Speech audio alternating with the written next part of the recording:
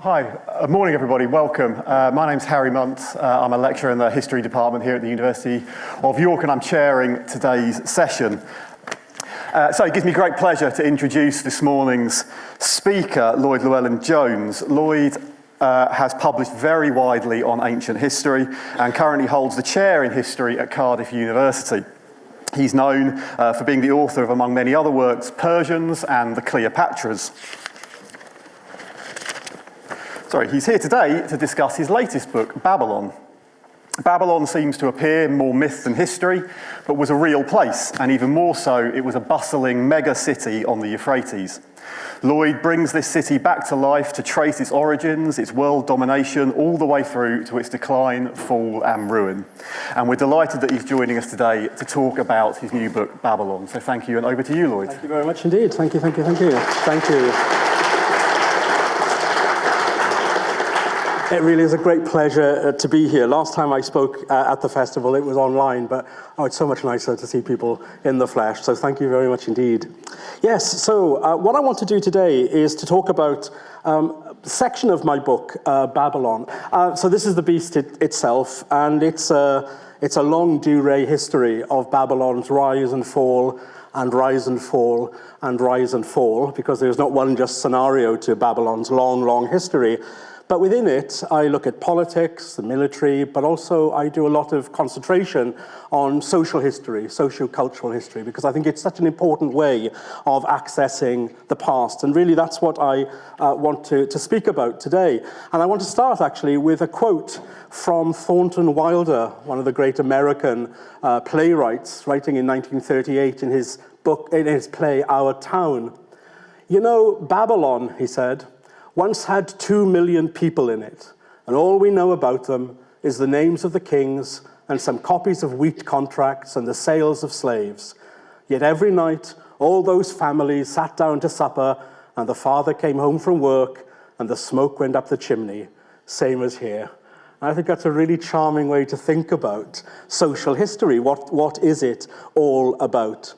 So the theme of my talk today is about family life in ancient Babylon, because social history, as Wilder informs us, helps us to re-engage with all the growing up and the marrying and the dying that went on in the past.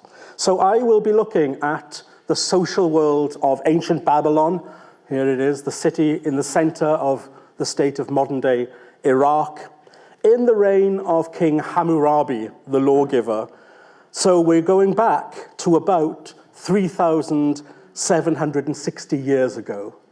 And remarkably, what I love about working on the ancient Near East is my source materials. And essentially, it's these. Thousands and thousands and thousands of clay tablets, usually no bigger than a computer mouse, which would sit into a scribe's hand as a piece of wet clay, and with a reed stylus, they could put into it this complex series of signs, which we call cuneiform writing.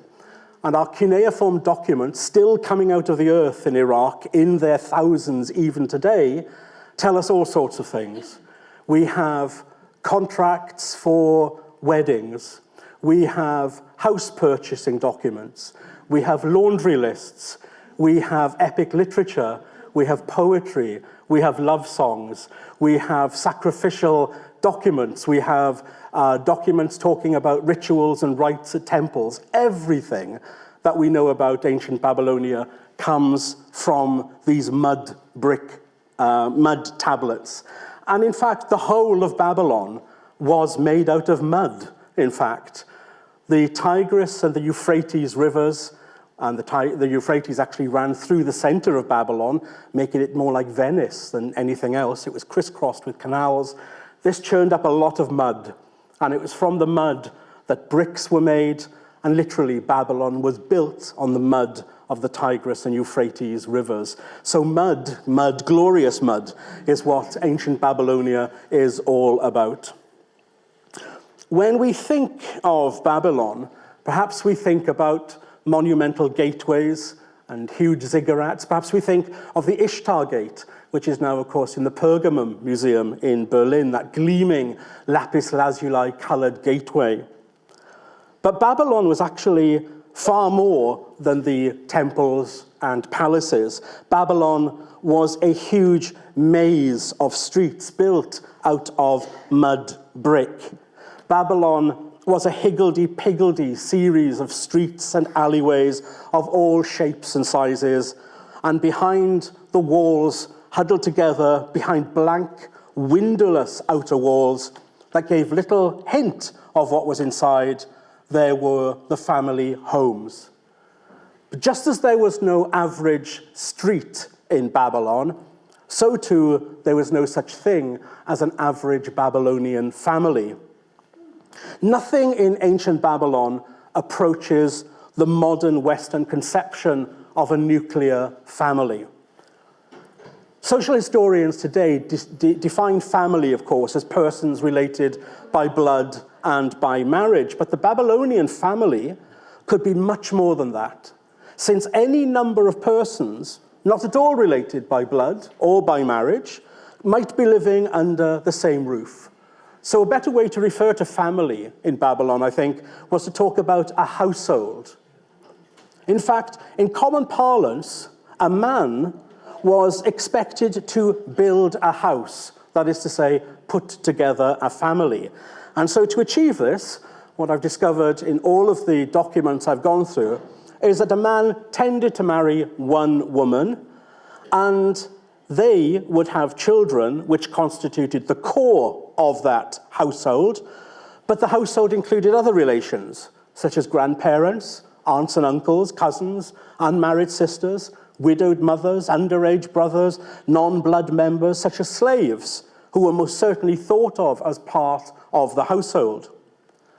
Now, generally, my cuneiform records suggest that most marriages produced between 2 to 4 children, if these children survived the trials of early infancy and managed to reach maturity. However, if a wife failed to bear her husband a son, he could take a second wife, or even a concubine, or even one of his slaves to father his children, all of whom were incorporated into the household without any stigma whatsoever. So the Babylonians never recognized illegitimacy at all. An offspring was an offspring.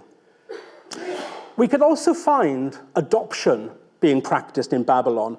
Now, it was very regular to adopt an abandoned baby, but older children might be adopted too from living birth parents by reimbursing them for the expenses of feeding and raising them to the age in which they left that family. So adults could be adopted into another family willingly, which has many perks, I would say.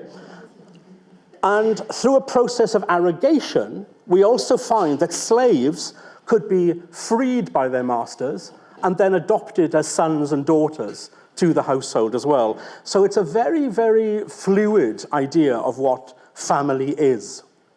One thing that does unite all families in Babylon, however, is the presence of a pater familias. There's no doubt that at the head of every family there was a man, the senior adult male, who held the authority for managing the household's assets and was responsible for the well-being of its members. So the patriarch was the holder of family property and had absolute and unquestionable control over the entire household. His rule was absolute law. So should he find himself in debt, for instance, he was permitted by law to sell off members of his family, his wife, his children, or slaves, to his creditor. And while the paterfamilias had the right to redeem them later, if his fortunes changed, he was not under any obligation to do so. So you could actually sell off a wife and leave her as somebody else's property. Again, there are benefits here. If he died and left unmarried children, then his eldest son generally inherited his property. But we do find in the documents every now and then that their mother might actually be granted the patriarchal authority through her late husband's will. So we do see women as property holders in this period. By and large, a hegemonic masculinity dominates our perceptions of Babylonian men. Now, across the ancient Near East, men were believed to be the generators of life.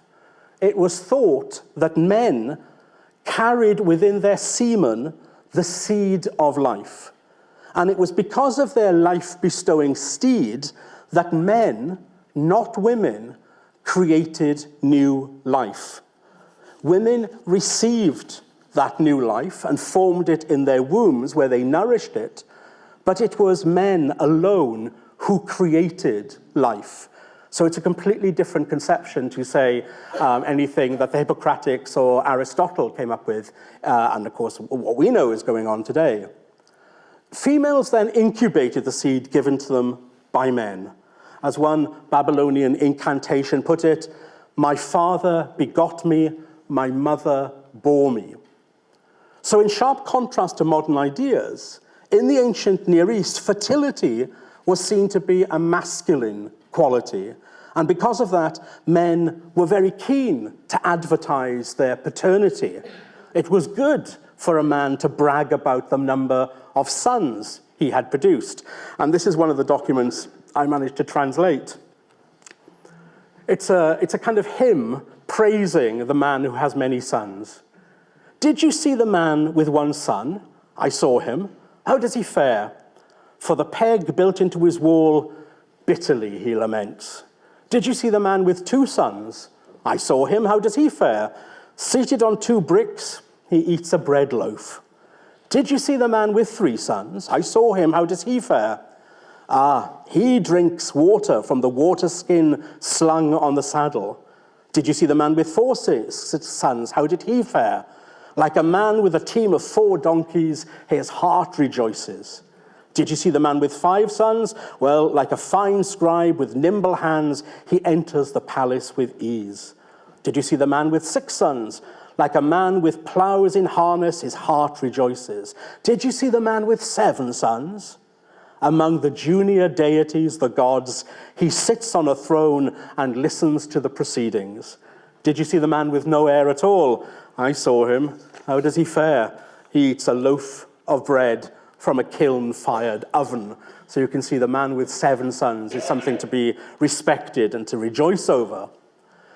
Our sources are full also of heartfelt pleas to the gods from men who have no sons. This is one addressed to the god Shamash, the god of justice. The speaker says, "Take away my shame, O God, and give me a son." Women were equally concerned about having children, of course, especially as, unlike men, they could be repudiated if they were thought to be barren. But strangely, Babylonian women rarely overhype their maternal status, even if they'd borne many children. And I think the reason for this kind of lack of motherly hyperbole is down to nature, surely. As one proverb puts it, a mother who has given birth to 8 youths lies down in weakness. No kidding. Childbirth was a terrifying event in the life of any woman, regardless of wealth or status, for the risk of death was real and very high. It's been estimated that 60% of women died in their first experience of childbirth, very often taking the child with them. Women usually married shortly after the beginning of puberty, so they could be 11, 12, 13, usually married to a man 10 to 20 years older than she. Girls started procreation immediately upon marriage, and if they survived that first childbirth, by and large, they went on over a period of about 14 years to have an average of 7 children. But the terror of childbirth, as well as the consciousness of the dangers of pregnancy itself, are represented in many different forms in my cuneiform sources. I want to read to you this powerful Akkadian account, an elegy, in fact, that laments the death of a young woman during childbirth through some haunting and heartbreaking language, and it's written in the voice of the dead woman herself. She says, "On the day I carried fruit, how happy I was. Happy was I, happy my husband. On the day my labor pains, my face became dark. On the day I gave birth, my eyes had unhealthy appearance. My hands were opened in supplication as I prayed to Belet Ili. You are the mother who gives birth. Save my life. Ever since those days when I was with my husband, as I lived with him, who was my lover, death crept stealthily into my bed. It brought me out of my house. It separated me from my lover and set my feet toward a land from which I shall not return." Babylonian mothers tended to give birth in a crouching position, often on birth bricks, so little piles of bricks on either side of them, and there were midwives to look after them, women who know the inside bodies, as they're called in the texts. Male doctors never got involved with childbirth. This was purely a woman-only ritual and rite. And in fact, there is no real difference between medicine and magic in health practice in ancient Babylonia. So, if anything went wrong during the childbirth, these midwives would treat the patient with both practical help, massaging the stomach, say, with oil, but also with spells and incantations. To help a woman in labor, for instance, the stomach could be massaged with perfumed oils, but then women would also utter spell and incantations in the voice of the woman in labor. "O merciful Marduk, now I am surrounded with trouble. Reach out to me. Bring forth the sealed up one, a creature of the gods, as a human being. Let him come forth. Let him see the light." But of all the terrors surrounding childbirth, the most dreadful was the figure of Lamashtu. She was a demoness whom the Babylonians believed threatened the lives of mothers and babies. She was the most terrifying spectacle, as you can see. She was known to slip into the homes of pregnant women and touch the woman's stomach 7 times to kill the child. Or even if the baby was safely delivered, Lamashtu hung around in the shadows of the house to kidnap the child from its nurse. One Akkadian text likens Lamashtu to wild animals who wait in the shadows to kill their prey. She is fierce, fearsome, divine. She is a leopard. The daughter of Anu is a she-wolf. Among the grasses are her dwelling places. Among the alfalfa is her bedding. She utterly tears open the tiny ones. She makes the mature ones drink fetal water. And images of Lamashtu were often placed on magic amulets, such as this one, which were designed to ward away the demoness. And these amulets have been discovered in many sites in modern Iraq and well beyond, where they were once placed around the necks of pregnant women and newborn babies in the hope that they would remove evil.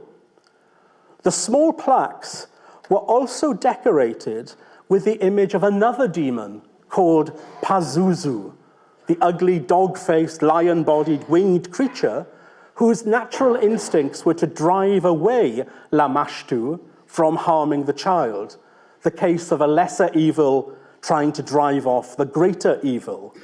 And this particular demon, Pazuzu, was also the deity that you would go to if you suffered from toothache or headaches as well. He would drive those off. So Pazuzu is the equivalent of paracetamol for the Babylonians.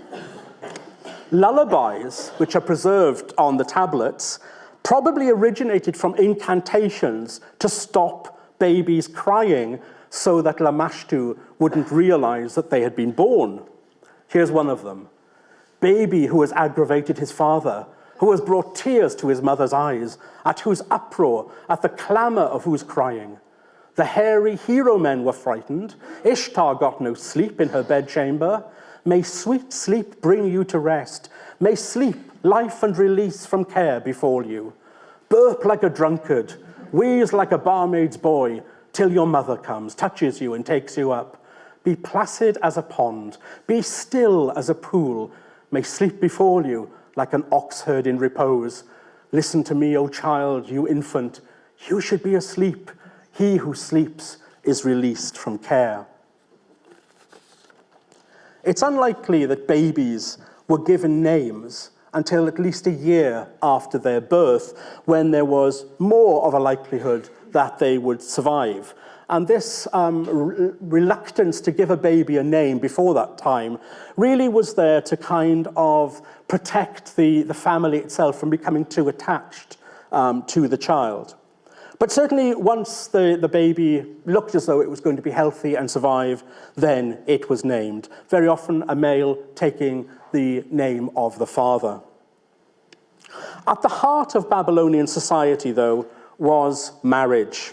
It was the institution around which all other aspects of life operated.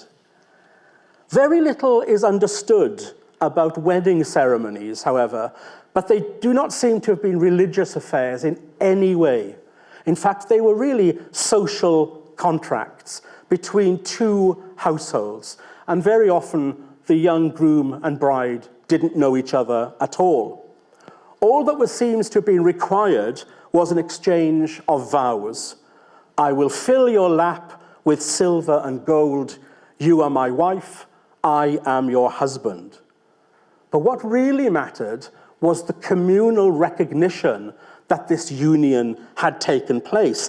And this is why there is an emphasis in our Babylonian sources on the wedding party, which could go on for 5, 6, 7 days even.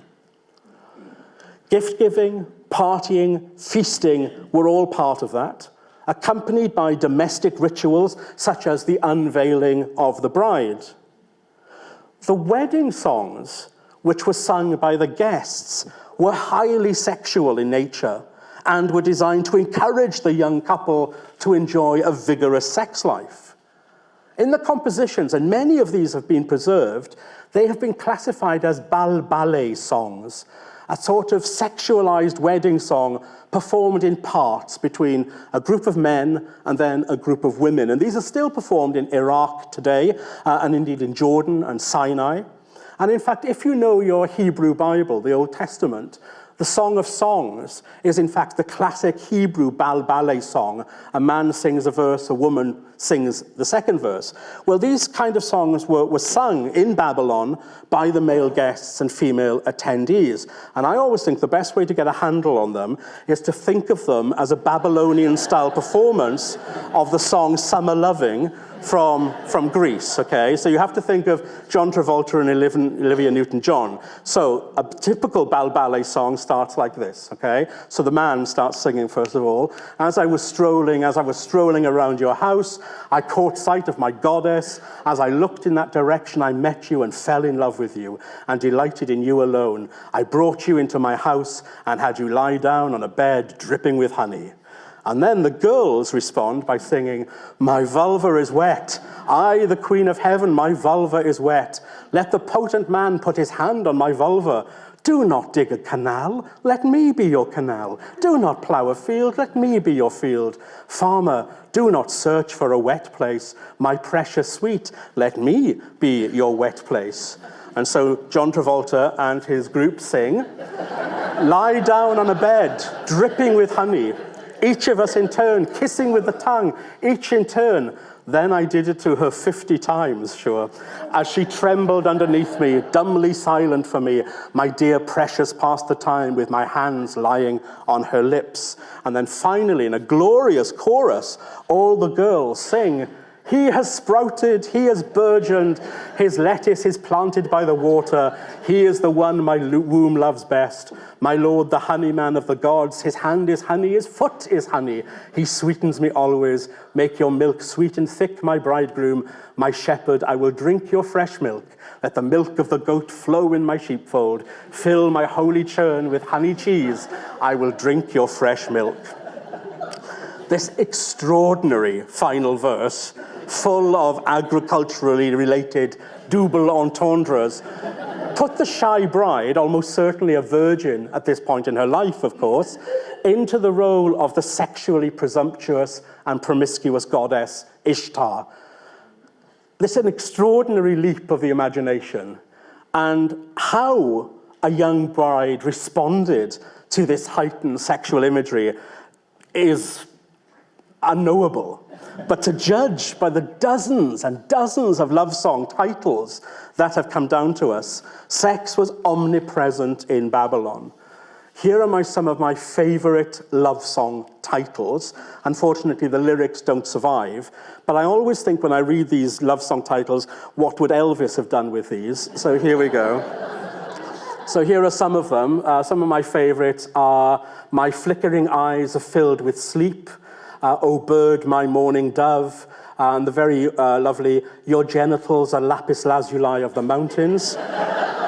Or we could go further, and who could possibly forget the ever-popular Two-Finger Vagina, Why Aren't You Wider? It's quite remarkable stuff. The Babylonians were clearly oblivious to any of the taboos about sex and its practices that occupy the modern world. And they had the most remarkably enlightened attitude to most aspects of sex and sexual identity.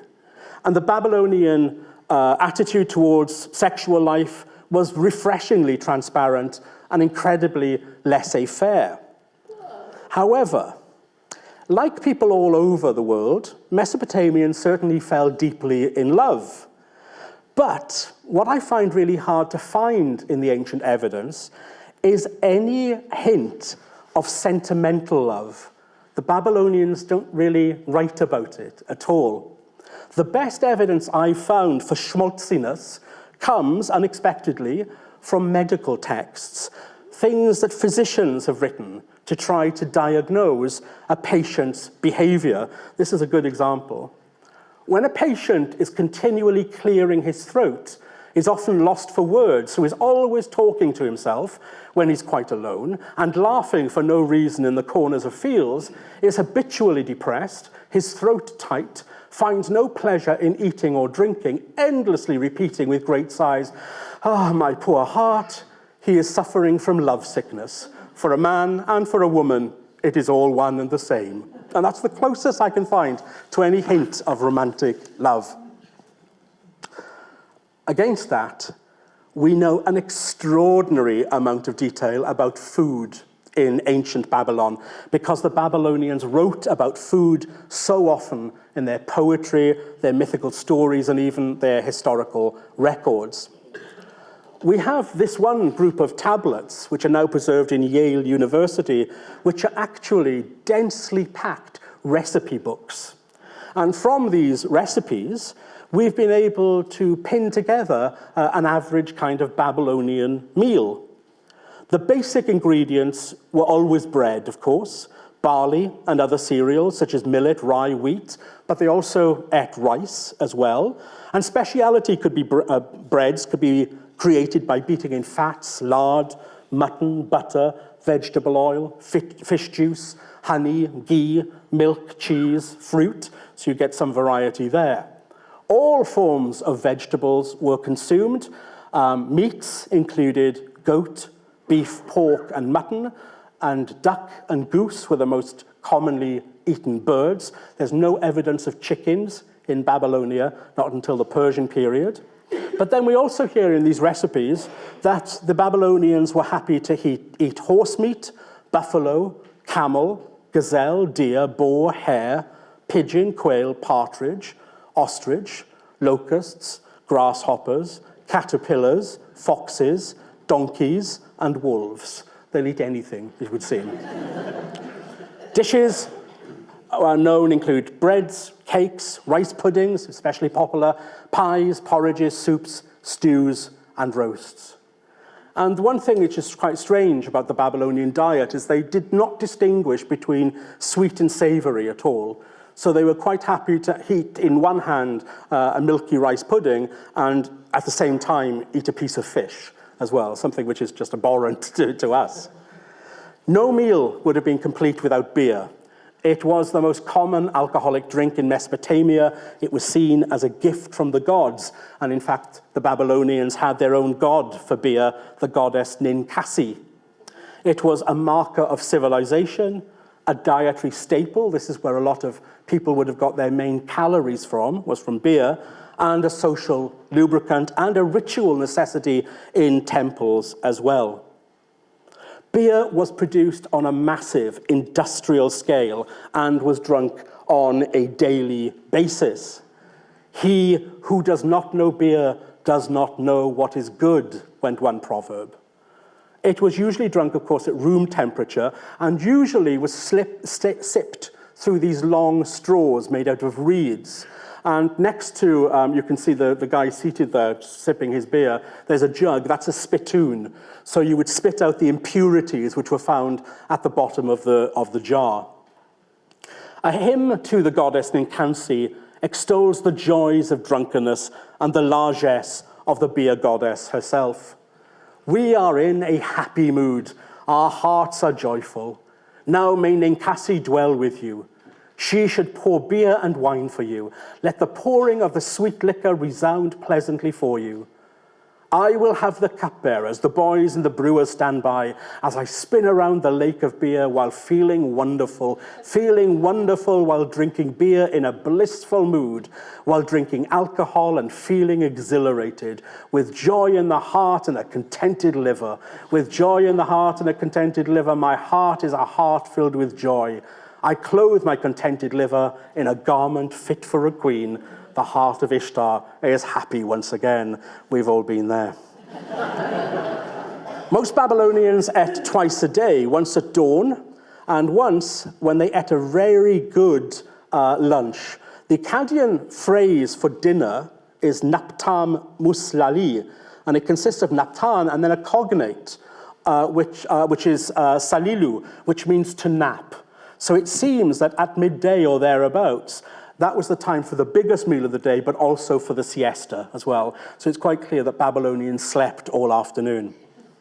Of course, not everyone in Babylon was well fed, and reports of hunger and even starvation are not hard to find. Begging for food was clearly commonplace.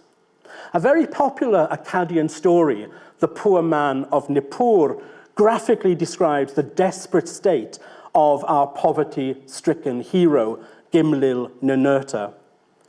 His storage bins lacked pure grain. His insides burned, craving food. His face was sad, craving meat and decent beer. Having no food, he lay hungry every day. He was dressed in a single garment and had no other.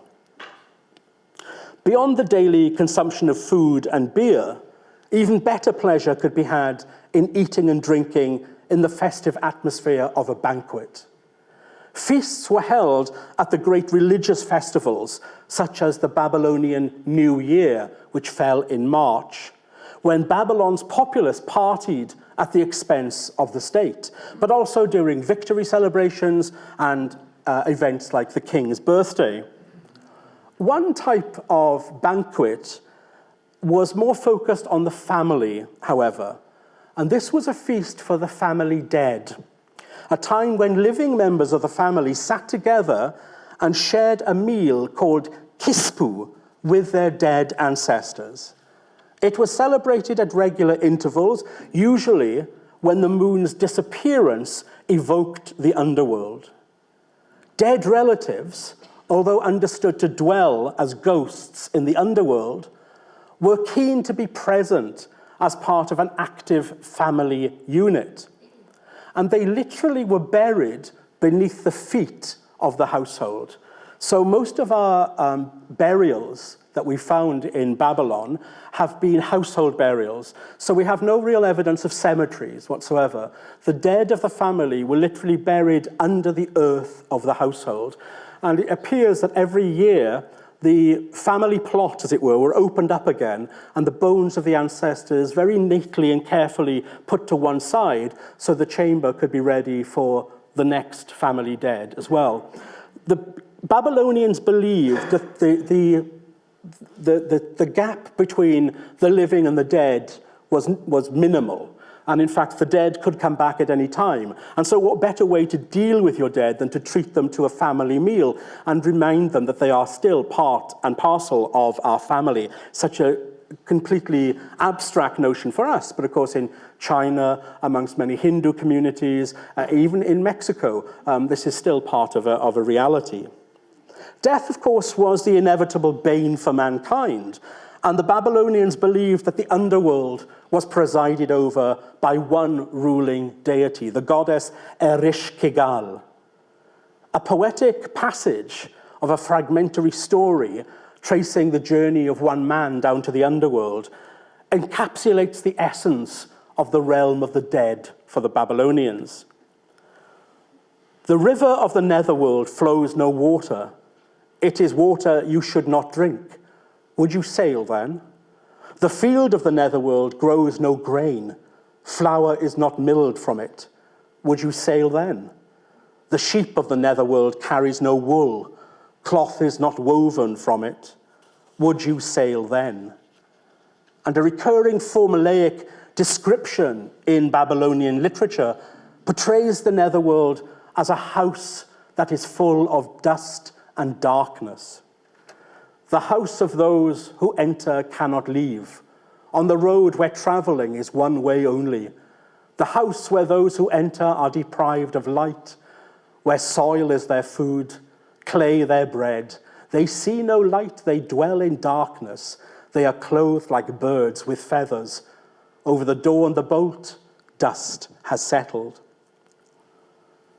The Babylonians never considered death as the complete annihilation of the person, and existence in the underworld was pictured as life at its lowest intensity.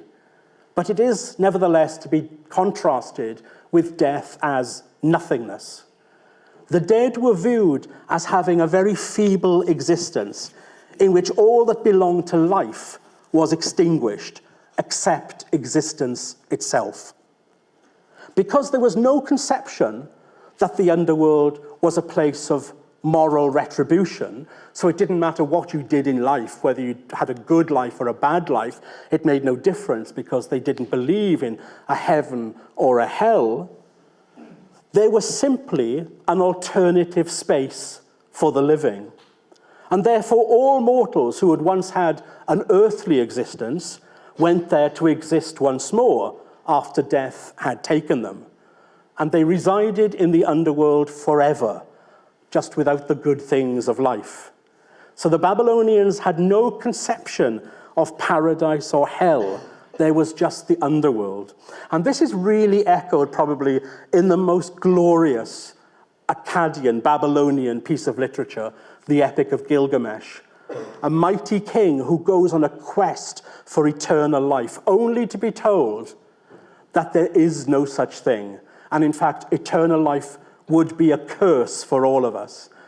And he is told by a character called Untapanishtim, the equivalent of Noah in the Bible, who has survived the great flood, the only mortal to be granted immortality. And Untapanishtim says to Gilgamesh, think about the mayfly. It is born and it lives for one full day. And in that time, it does everything it needs to do. It flits across the Tigris, it eats and enjoys playing with its friends, it mates, it has children, and then it passes on. And this is the allotment that we have too, he says.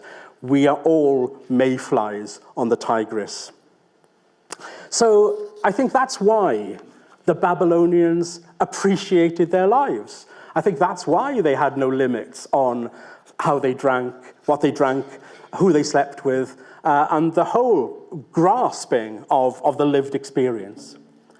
And I suppose that's why I've always been drawn to social history myself as well. Social history focuses on uncovering relationships between one another, but also between economic, demographic, and social pressures, political institutions, cultural movements, ideologies, what makes things public, what makes things private. In other words, social history is the study of class, social status, standards of living, the family, social mobility, inequality, conflict, manners, customs, race, gender, sexuality. In short, as I hope to have shown you here in just a little bit of what I've discovered in my book, social history is that little bit of history that gets us closest to the people who populated the past. In my case, Babylon, and that's why I love it so much. Thank you very much.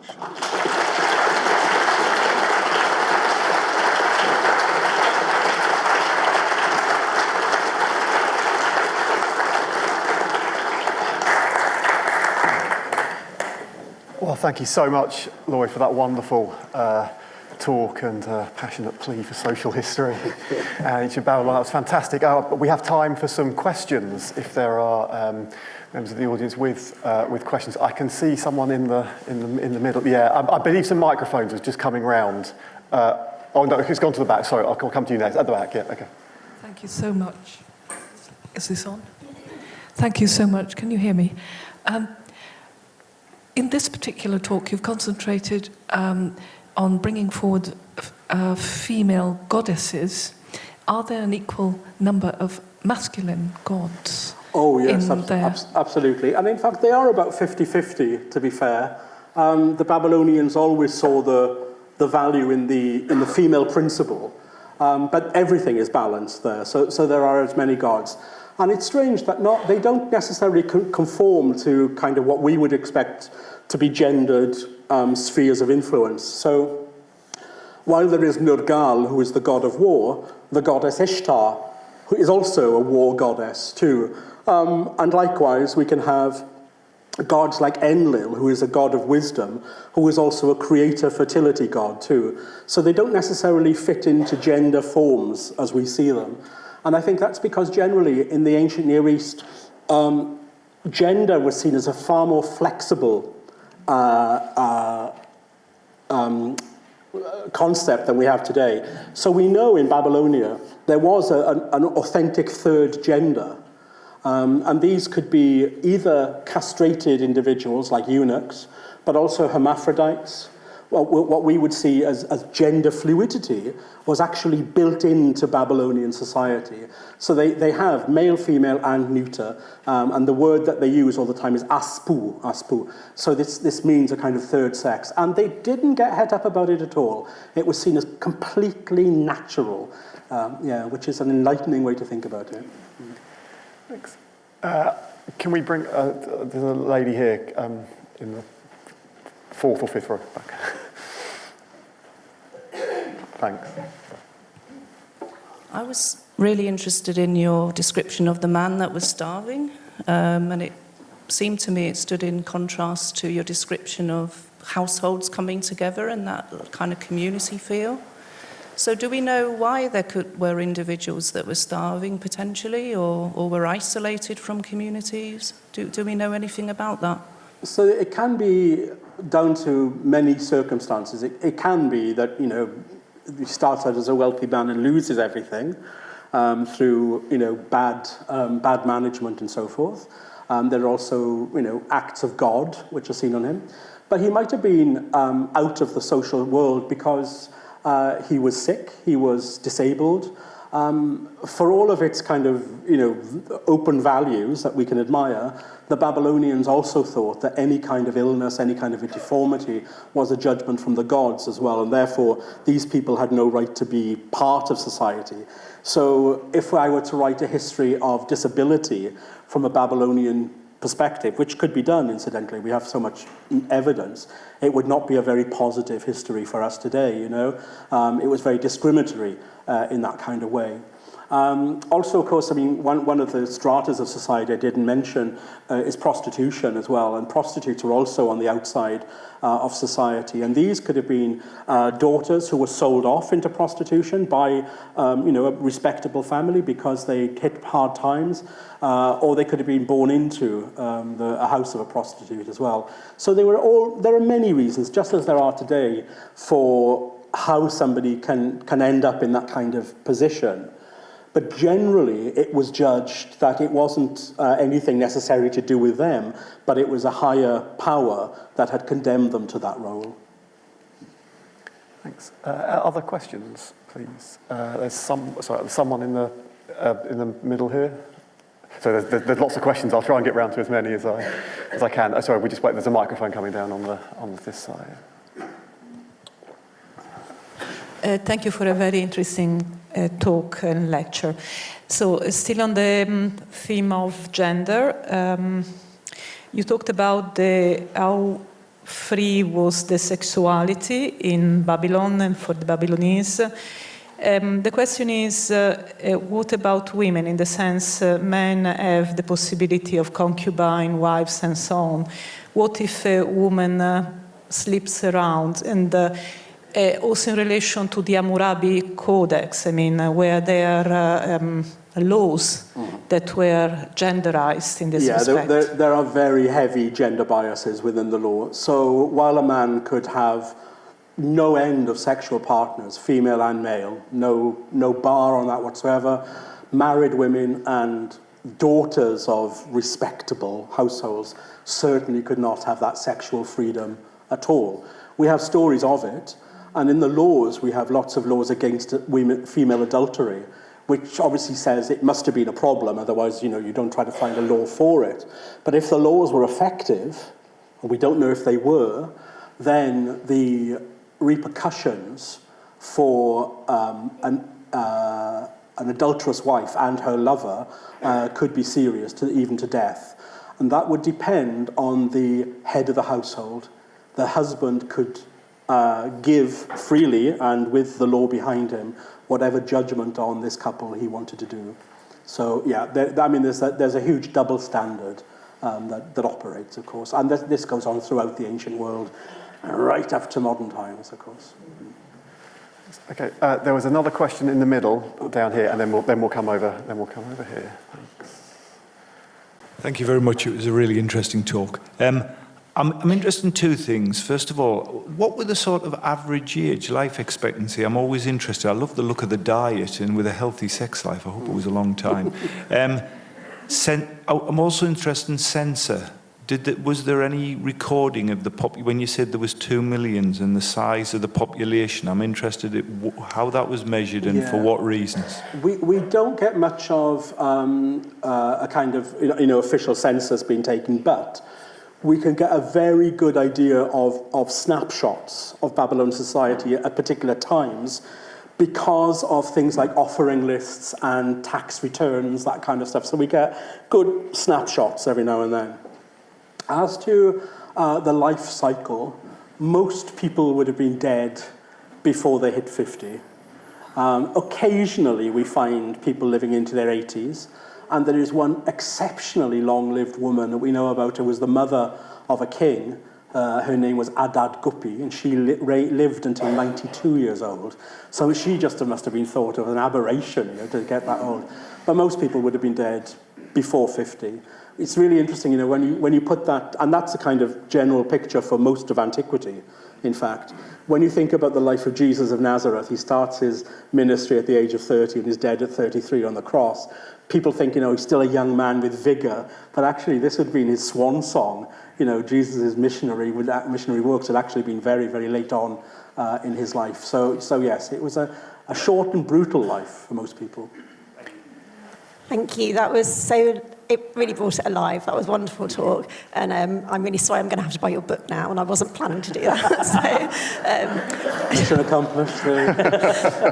I'm just really interested in the way that you translate for, is it cuneiform, yeah. Cuneiform. Yeah. It just looks, whenever I see these ancient texts, I think, how does anyone begin? So how did you begin to master that translation? We were talking about this last night, the agony of learning ancient languages, but also Semitic languages. I mean, it's hard stuff, you know, even modern Arabic and so forth. But I guess that, you know, I studied these at university. My master's, my PhD were all concentrated on these.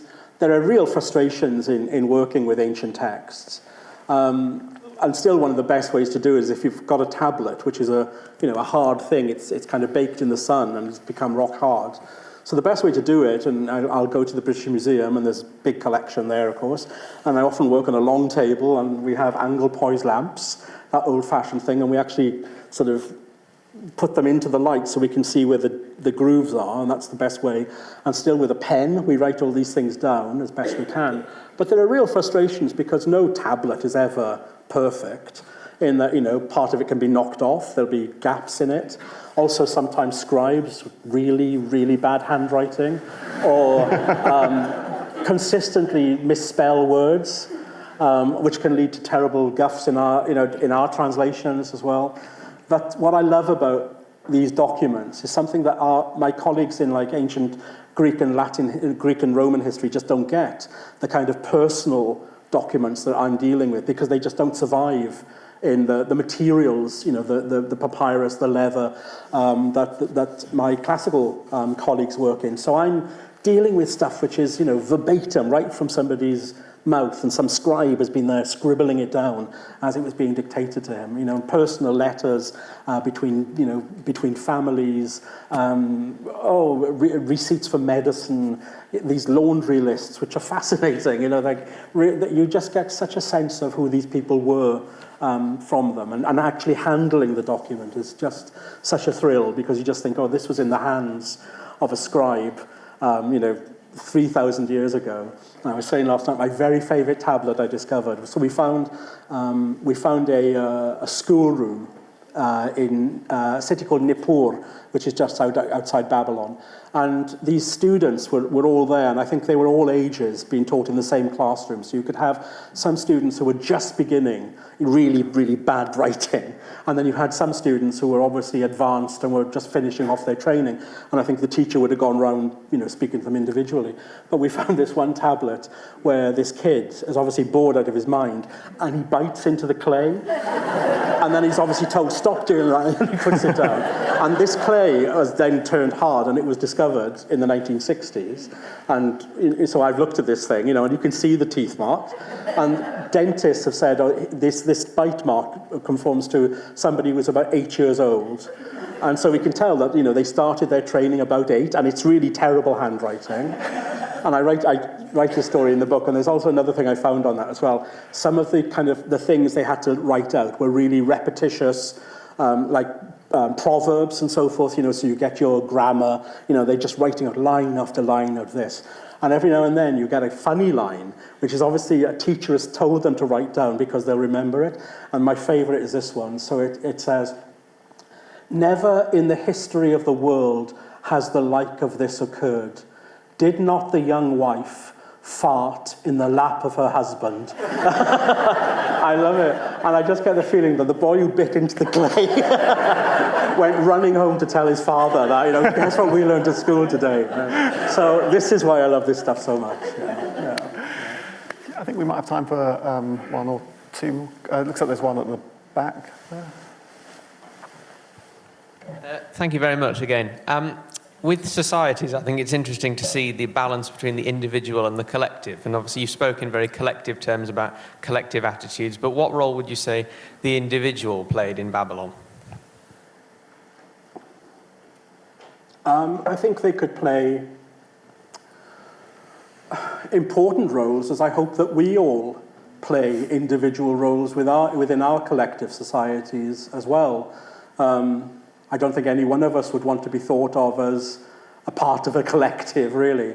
And you get that in Babylon equally, you know. I think what comes over in the sources, because of the very nature of them, is the individual more than anything else. So while it's important and vital that we look at things like the law codes and tax returns and contracts and wills, what I think leaps out of these things all the time is the individual. Because when it comes to law codes, for instance, it's all very well to see a list of laws written on a stele. But what's interesting is to see how those laws might be put into practice. And that only comes from the correspondence, the cuneiform correspondence. So, for instance, there's one law which is about the inheritance of property from a group of women called Naditu. And these Naditu are nuns, the equivalent of nuns. They can't have children, they can't marry and have children, but they can adopt other females, other nuns, and pass on their property. And this is something that's written into the laws. But we have a set of documents from a law court in Babylon where one nun has died and she's passed her house and her goods to her adopted daughter. But the nun's brothers contest this in court, and they say, no, that she never did such a thing. She didn't even know this woman when she was alive. This woman is a fraud. She's making all of this up. And so that's when witnesses are called into court. And in fact, the girl is then given the house and the property because, indeed, there were enough witnesses to confirm that the nun knew this girl and they'd actually, they lived together as mother and daughter. That's what's interesting about that law. It's not the standalone law itself, but actually seeing how it's put into operation and to see how it's contested and how it can be overturned as well. So I always find the lived experience, the individual behind the laws, for instance, are the thing of real interest to us. Because laws are abstract, right? You write them down and they are a collective, but we have no idea if they're actually working in conjunction with society. So only when we see the individual interacting with those laws that we can see, oh yes, okay, so there is something going on here. Yeah. Thank you. I think that's unfortunately all we've got time for. Thank you for the wonderful questions, and I'm sorry for those who didn't get to ask them, but it just reminds me to thank Lloyd for a wonderful introduction and engaging talk. Thanks again.